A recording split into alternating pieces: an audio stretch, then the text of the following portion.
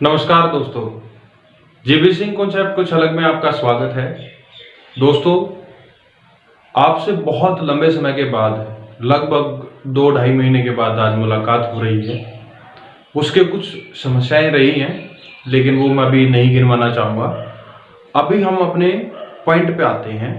दोस्तों, जो आज हम टॉपिक करने वाले हैं वो साइंस का है और ये डायरेक्टली लिंक है बिल्कुल 12th क्लास के सिलेबस से।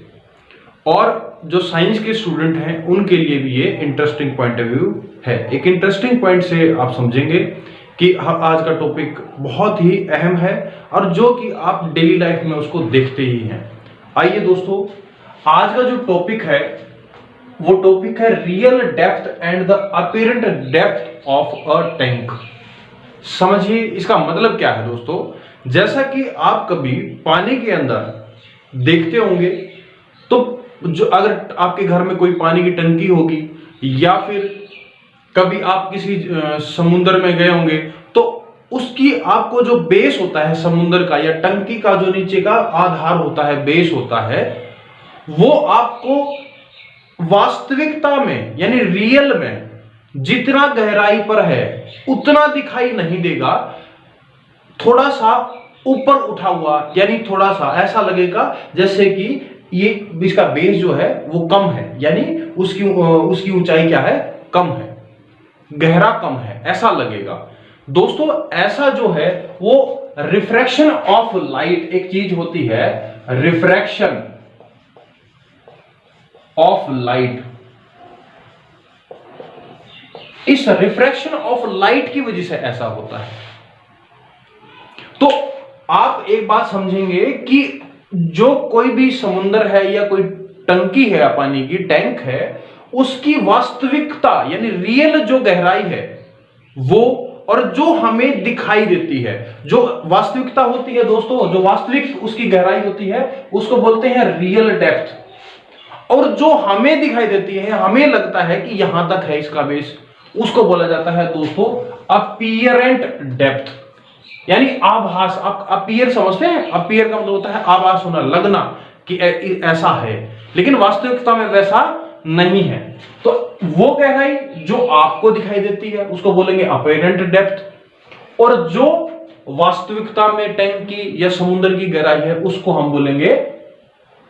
Real depth.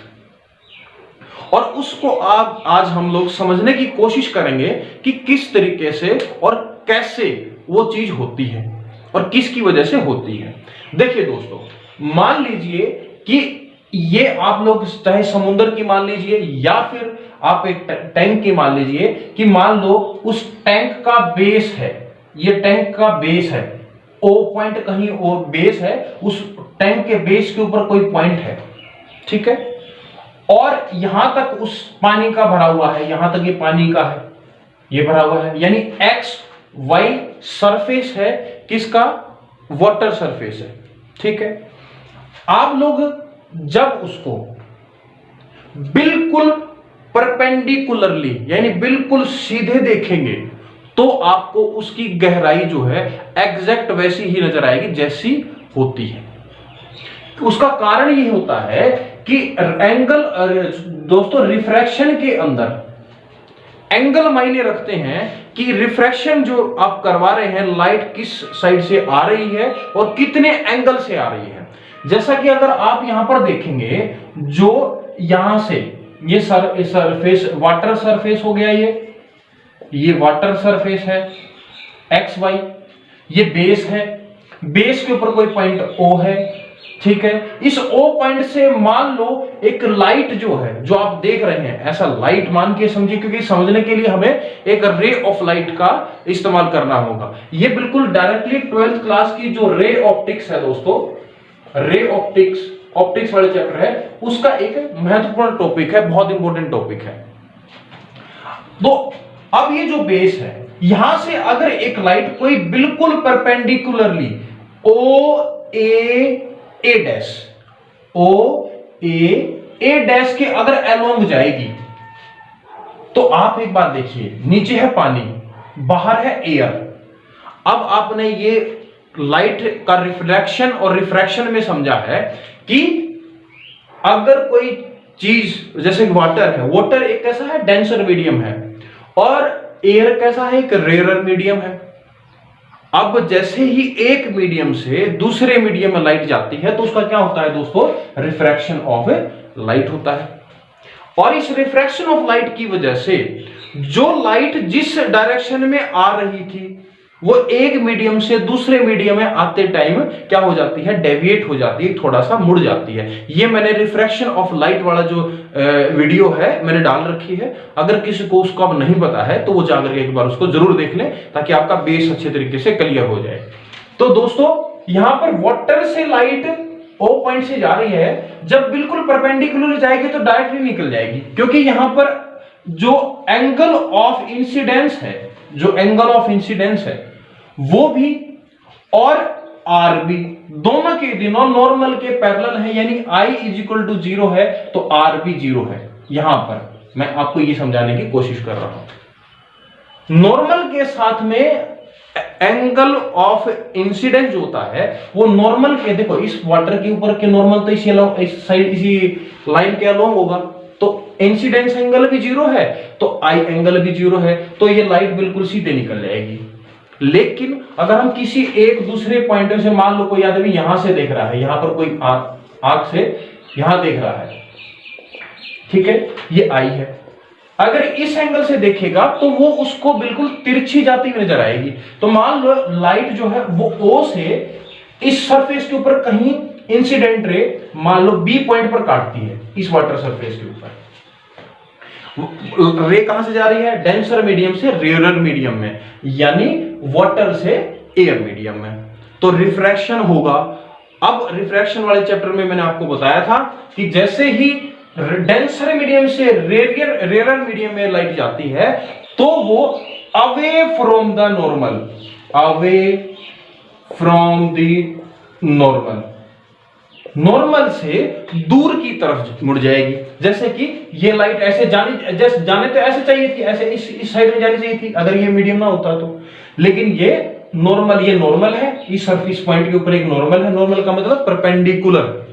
इमेजिनरी लाइन है, और उसके साथ यह क्या है, अवे, इस नॉर्मल से दूर की तरफ मुड़ जाएगी। और फिर जो आदमी देखेगा वो इस जो आपकी रिफ्रैक्टेड रे है उसी को देखेगा, और वो रिफ्रैक्टेड रे जो है अब इसको पीछे बढ़ाएंगे, और वो पीछे बढ़ाने पर ये जो आपकी लाइन थी वो इमेजिनरी लाइन ही हमने मानी थी, जो कि इसके ऊपर मान लो किसी पॉइंट पे काटती है, मान लो ये आई पॉइंट है, तो ये वो आई पॉइंट है जहां पर अब आपको इस साइड से उसको देखेगा तो उसको ये बेस कहां पर दिखाई देगा, इस आई पॉइंट पर दिखाई देगा। ओरिजिनली ओ पे नहीं दिखाई देगा, जो रियल डेप्थ है वहां दिखाई नहीं देगा, अपीयरेंट हो जाएगा, लगेगा कि यहां पर है इसका बेस, वो उस आदमी को देखने वाले के लिए।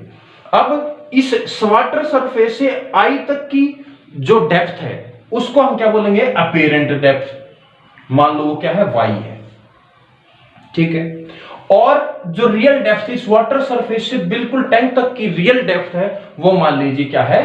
x है,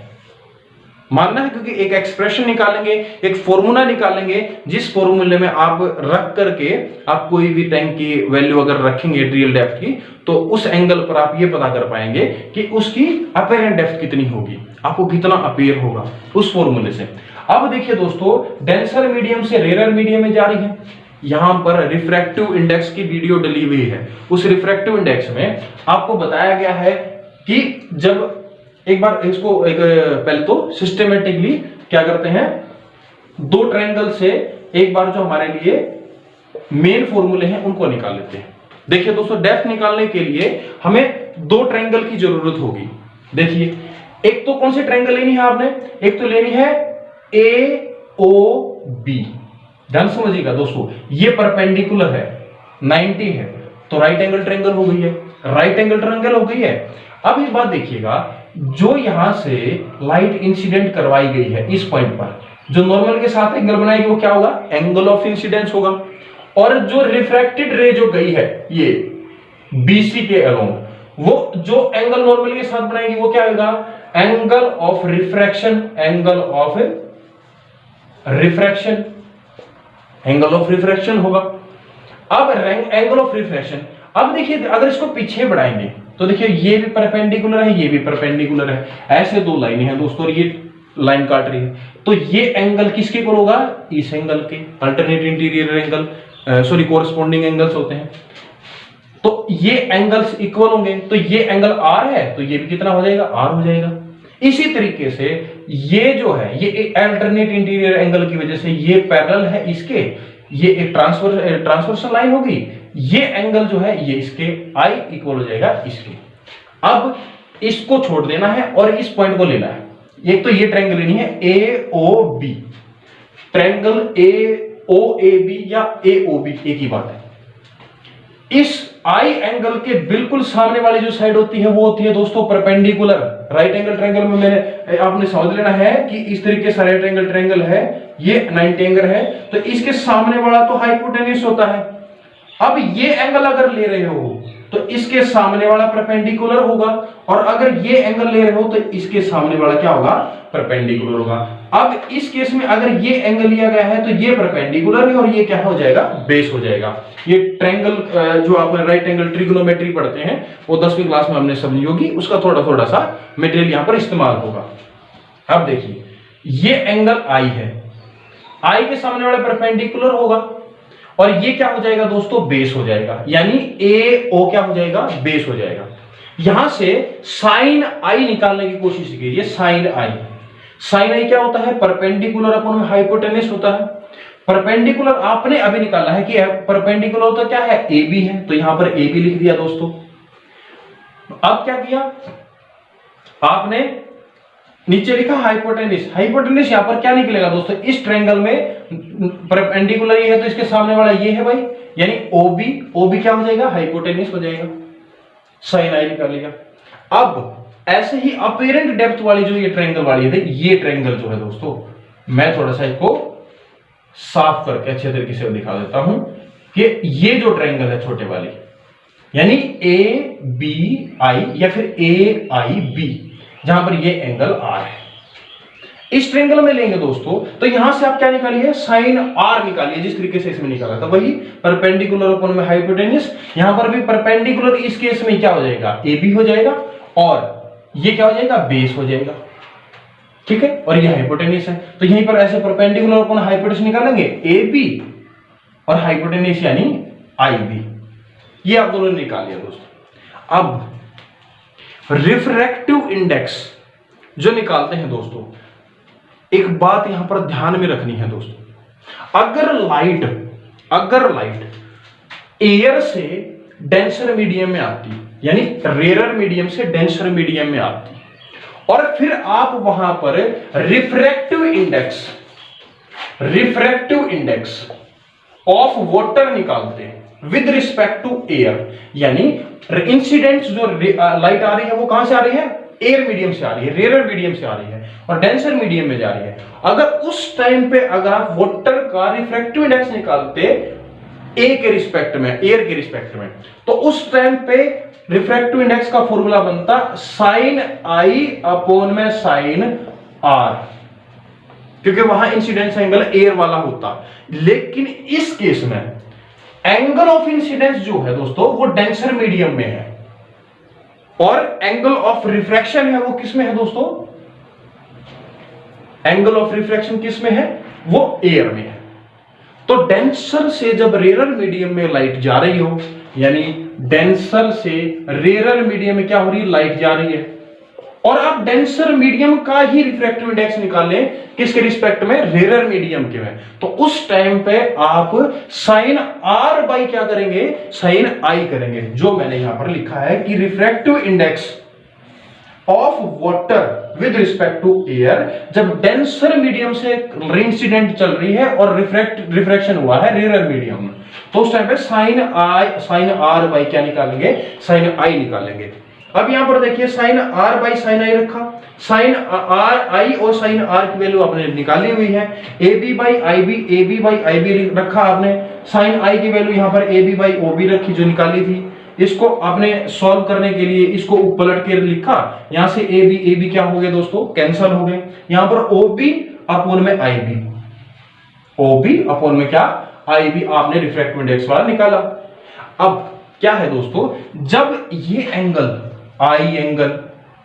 आकर बहुत छोटे हों, क्या हो जाए दोस्तों, अगर आई एंगल बहुत ज्यादा छोटे हों, आई एंगल वेरी स्मॉल, जो अगर ये एंगल स्मॉल हो जाते हैं, ये आई और आर, तो उस टाइम पे जो ये बी पॉइंट है वो लगभग अप्रोक्सीमेटली क्लोज होगा किसके, ए पॉइंट के। मतलब ऐसा है कि अगर एंगल आई ऐसा हो जाए, बिल्कुल ऐसा, तो देख रहे हो ये, अगर ये एंगल ये अगर यहां देख रहे हैं तो ये एंगल बहुत कम हो गया, इसकी वजह से ये जो पी पॉइंट यहां पर था कहां गया है, यहां पर आ गया है, तो अब ये इसके क्लोज हो जाएगा। तो वहां पर हम लगभग इस जहां पर बी लिखा हुआ है उसकी जगह पे हम इस्तेमाल करेंगे ए लेटर,